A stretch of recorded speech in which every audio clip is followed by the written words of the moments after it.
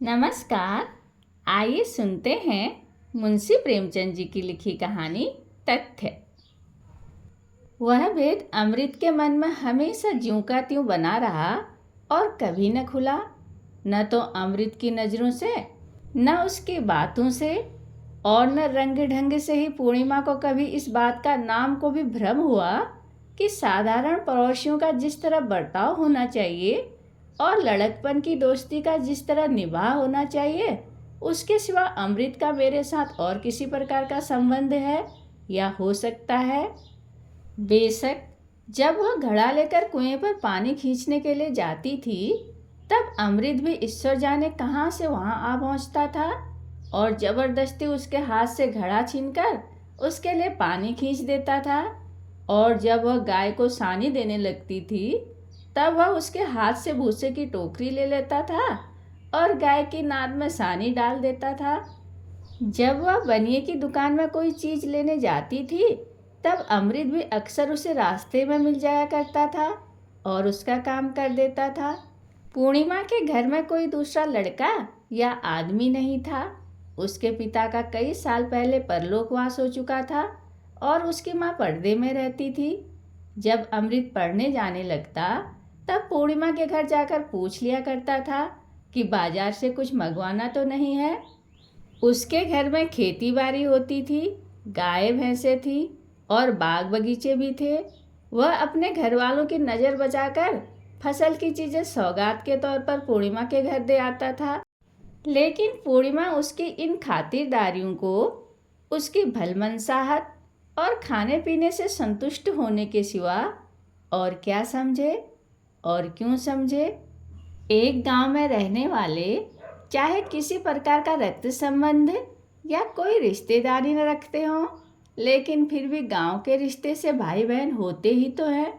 इसलिए इन खातिरदारियों में कोई खास बात न थी। एक दिन पूर्णिमा ने उससे कहा भी कि तुम दिन भर मदरसे में रहते हो, मेरा जी घबराता है। अमृत ने सीधी तरह से कह दिया, क्या करूं, इम्तिहान पास आ गया है। मैं सोचा करती हूँ कि जब मैं चली जाऊंगी तब तुम्हें कैसे देखूंगी और तुम क्यों मेरे घर आओगे। अमृत ने घबराकर पूछा, कहाँ चली जाओगी। पूर्णिमा लजा गई, फिर बोली, जहाँ तुम्हारी बहनें चली गई, जहाँ सब लड़कियाँ चली जाती हैं। अमृत ने निराश भाव से कहा, अच्छा यह बात। इतना कहकर अमृत चुप हो गया। अभी तक यह बात कभी उसके ध्यान में नहीं आई थी कि पूर्णिमा कहीं चली भी जाएगी। इतनी दूर तक सोचने की उसे फुर्सत ही नहीं थी। प्रसन्नता तो वर्तमान में ही मस्त रहती है। यदि भविष्य की बातें सोचने लगे तो फिर प्रसन्नता ही क्यों रहे। और अमृत जितनी जल्दी इस दुर्घटना के होने की कल्पना कर सकता था, उससे पहले ही यह दुर्घटना एक खबर के रूप में सामने आ ही गई।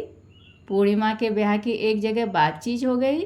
अच्छा दौलतमंद खानदान था और साथ ही इज्जतदार भी।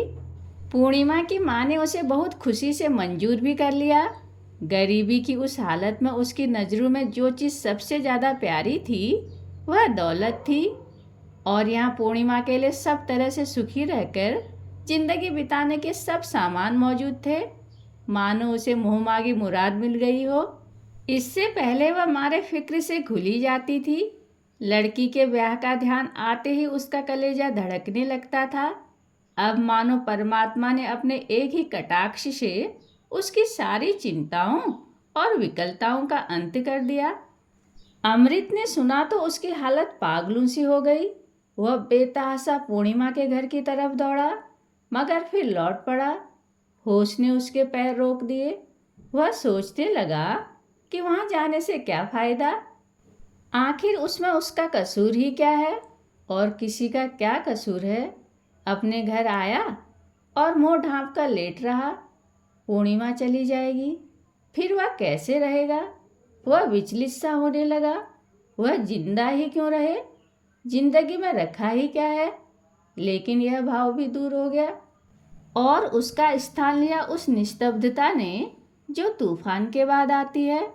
वह उदासीन हो गया। जब पूर्णिमा जाती ही है तो वह उसके साथ कोई संबंध क्यों रखे, क्यों मिले जुले? और अब पूर्णिमा को उसकी परवाह ही क्यों होने लगी? और परवाह थी ही कब? वह आ भी उसके पीछे कुत्तू की तरह दुम हिलाता रहता था। पूर्णिमा ने तो कभी उसकी बात भी नहीं पूछी।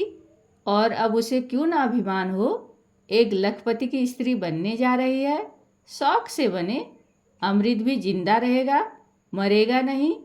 यही इस जमाने की वफादारी की रस्म है। लेकिन यह सारी तेजी दिल के अंदर ही अंदर थी और निरर्थक थी। भला उसमें इतनी हिम्मत कहाँ थी कि जाकर पूर्णिमा की माँ से कह दे कि पूर्णिमा मेरी है और मेरी ही रहेगी। गजब हो जाएगा, गांव में आफत मच जाएगी। ऐसी बातें न गांव की कहानियों में कभी सुनी हैं और न देहातों में कभी देखी हैं। और पूर्णिमा का यह हाल था कि दिन भर उसका रास्ता देखा करती थी। वह सोचती थी कि क्यों मेरे दरवाजे से होकर निकल जाता है और क्यों अंदर नहीं आता। कभी रास्ते में मुलाकात हो जाती है तो मानो उसकी परछाई से भागता है। वह पानी की कलसी लेकर कुएं पर खड़ी रहती है और सोचती है कि वह आता होगा, लेकिन वह कहीं दिखाई ही नहीं देता।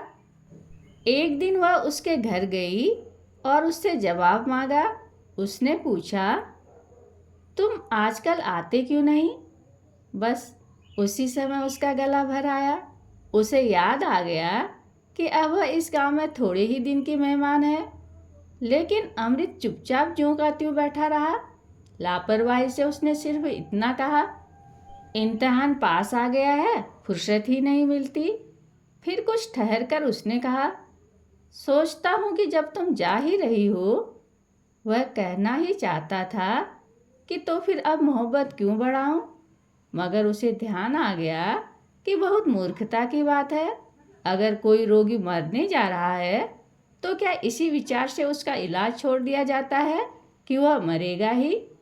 इसके विपरीत ज्यों ज्यों उसकी हालत और भी ज़्यादा खराब होती जाती है, त्यों त्यों लोग और भी अधिक तत्परता से उसकी चिकित्सा करते हैं।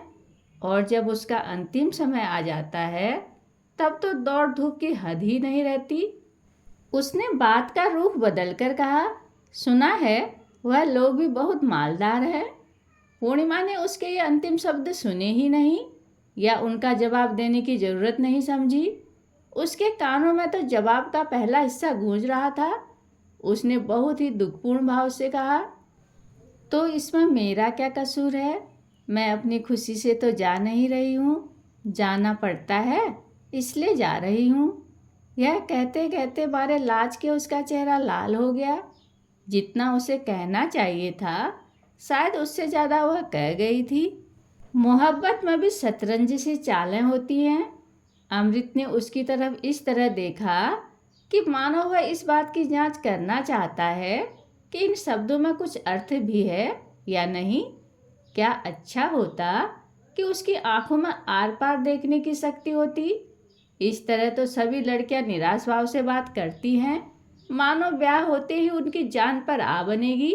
मगर सभी लड़कियां एक न एक दिन अच्छे अच्छे गहनों और कपड़े पहनकर पालकी में बैठकर चली जाती हैं। इन बातों से उसको कोई संतोष नहीं हुआ। फिर डरते डरते बोला, अब तुम्हें मेरी याद क्यों आएगी? उसके माथे पर पसीना आ गया। उसे ऐसी बेढब शर्मिंदगी हुई कि जी चाहा कि कमरे से बाहर भाग जाऊं। पूर्णिमा की ओर देखने की हिम्मत भी नहीं हुई, कहीं वह समझ न गई हो।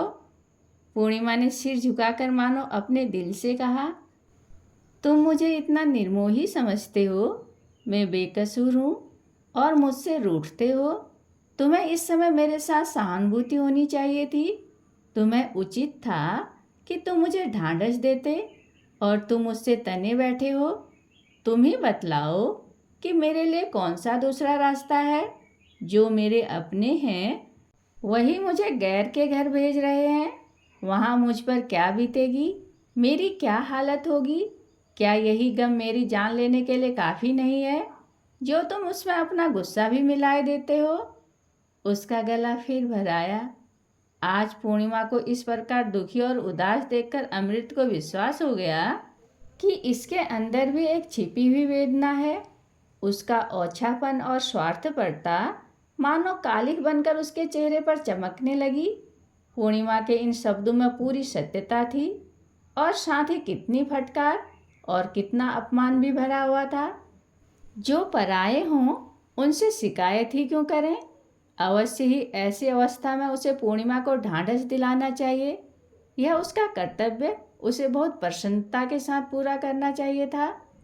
पूर्णिमा ने प्रेम का नया आदर्श उसके सामने रख दिया था और उसका विवेक इस आदर्श से बचकर नहीं निकलने देता था।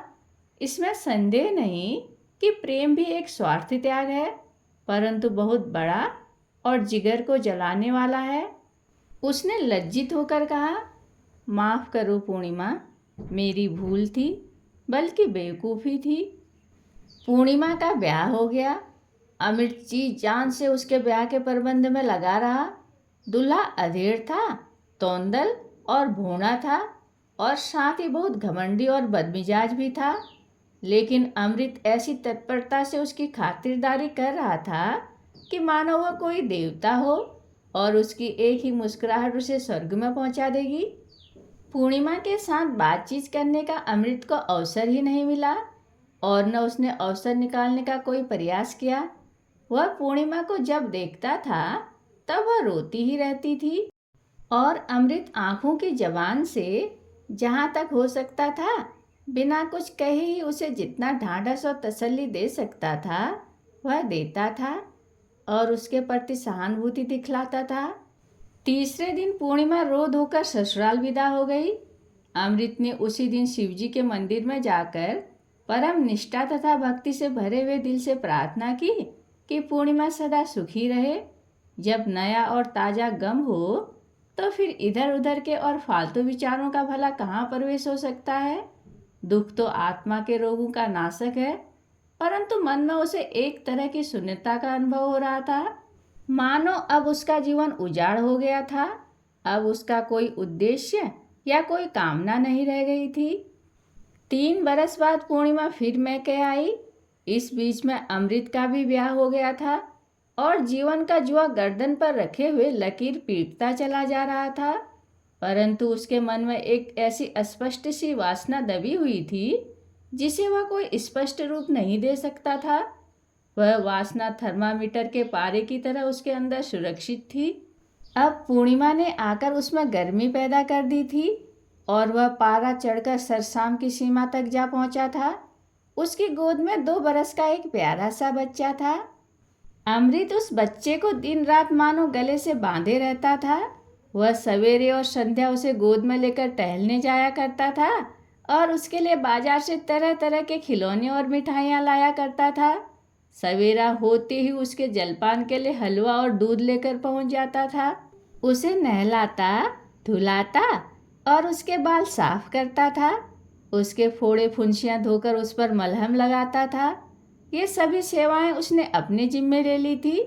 बच्चा भी उसके साथ इतना हिल मिल गया था कि पल भर के लिए भी उसका गला न छोड़ता था। यहाँ तक कि कभी कभी उसी के पास सो भी जाता था और पूर्णिमा के आकर बुलाने पर भी उसके साथ नहीं जाता था। अमृत पूछता, तुम किसके बेटे हो? बच्चा कहता, तुम आले। अमृत मारे आनंद के मतवाला होकर उसे गले से लगा लेता था। पूर्णिमा का रूप अब और भी निखर आया था।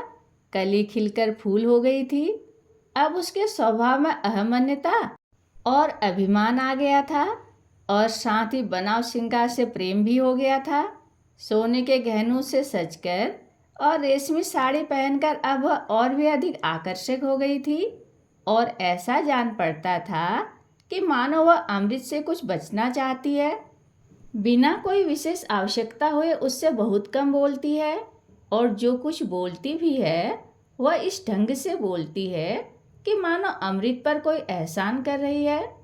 अमृत उसके बच्चे के लिए इतनी जान देता है और उसकी फरमाइशों को कितने शौक से पूरा करता है, लेकिन ऊपर से देखने पर यही जान पड़ता था कि पूर्णिमा की निगाहों में उसकी इन सब सेवाओं का कोई मूल्य ही नहीं था। मानो सेवा करना अमृत का कर्तव्य ही है और वह कर्तव्य उसे पूरा करना चाहिए। इसके लिए वह किसी प्रकार के धन्यवाद या कृतज्ञता का अधिकारी नहीं है। जब बच्चा रोता है तब वह उसे धमकाती है कि खबरदार रोना नहीं, नहीं तो मामा जी तुमसे कभी न बोलेंगे। और इतना सुनते ही बच्चा चुप हो जाता है। जब उसे किसी चीज़ की ज़रूरत होती है तब वह अमृत को बुलाकर मानो आज्ञा के रूप में उससे कह देती है, और अमृत भी तुरंत उस आज्ञा का पालन करता है, मानो वह उसका गुलाम हो। और वह भी शायद यही समझती है कि मैंने अमृत को गुलामी का पट्टा लिखा दिया है। 6 महीने मैके रहकर पूर्णिमा फिर ससुराल चली गई। अमृत उसे पहुंचाने के लिए स्टेशन तक आया था। जब वह गाड़ी में बैठ गई तब अमृत ने बच्चा उसकी गोद में दे दिया। अमृत की आंखों से आंसू की बूंद टपक पड़ी और उसने मुंह फेर लिया और आंखों पर हाथ फेरकर आंसू पोंछ डाला। पूर्णिमा को अपने आंसू कैसे दिखलाए, क्योंकि उसकी आंखें तो बिल्कुल खुश्क थी, लेकिन फिर भी उसका जी नहीं मानता था। वह सोचता था कि न जाने अब फिर कब मुलाकात होगी। पूर्णिमा ने कुछ अभिमान के साथ कहा, बच्चा कई दिन तक तुम्हारे लिए बहुत हुड़केगा। अमृत ने भरे हुए गले से कहा, मुझे तो उम्र भर भी इसकी सूरत नहीं भूलेगी। कभी कभी एक आध पत्र तो भेज दिया करो। भेजूंगा, मगर मैं जवाब नहीं दूंगी, यह समझ लो। मत देना, मैं मांगता तो नहीं, मगर याद रखना। गाड़ी चल पड़ी। अमृत उसकी खिड़की की ओर देखता रहा। गाड़ी के कोई एक फलांग निकल जाने पर उसने देखा कि पूर्णिमा ने खिड़की से सिर निकालकर उसकी तरफ देखा और फिर बच्चे को गोद में लेकर उसे जरा सा दिखला दिया। अमृत का हृदय उस समय उड़कर पूर्णिमा के पास पहुंच जाना चाहता था। वह इतना प्रसन्न है कि मानो उसका उद्देश्य सिद्ध हो गया हो। उसी वर्ष पूर्णिमा की माँ का देहांत हो गया। पूर्णिमा उस समय सफ़र में थी। वह अपनी माँ को अंतिम समय न देख सकी। जहाँ तक हो सकता था अमृत ने पहले तो उनकी पूरी चिकित्सा की और उनके मर जाने पर उनका क्रियाक्रम भी कर दिया। ब्राह्मणों को भी और बिरादरी वालों को भी भोजन कराया, मानो स्वयं उसी की माँ मर गई हो। स्वयं उसके पिता का देहांत हो ही चुका था, इसलिए वह आप ही अपने घर का मालिक हो गया था। कोई उसका हाथ पकड़ने वाला नहीं था। पूर्णिमा अब किस नाते से मैके आती, और फिर अब उसे इतनी फुर्सत कहाँ थी। अपने घर की मालकिन थी, घर किस पर छोड़कर आती। उसे 2 बच्चे और भी हुए। पहला लड़का बड़ा होकर स्कूल में पढ़ने लगा, छोटा देहात के मदरसे में पढ़ता था। अमृत साल में एक बार नाई को भेजकर उन सब की खैर सलाह मांग लिया करता था। पूर्णिमा सब प्रकार से सुखी और निश्चिंत है, और उसकी तसल्ली के लिए इतना ही काफ़ी था। अमृत के लड़के भी सयाने हो गए थे। वह घर गृहस्थी की चिंताओं में फंसा रहता था। फिर उसकी उम्र भी 40 के आगे निकल गई थी, परंतु फिर भी पूर्णिमा की स्मृति अभी तक उसके हृदय के गंभीर भाग में सुरक्षित थी। अचानक एक दिन अमृत ने सुना कि पूर्णिमा के पति का देहांत हो गया, परंतु आश्चर्य यह था कि उसे कोई दुख नहीं हुआ। वह यूं ही अपने मन में यह निश्चय कर बैठा था कि इस खबीस बुढ़े के साथ पूर्णिमा का जीवन कभी ईर्ष्या के योग्य नहीं हो सकता।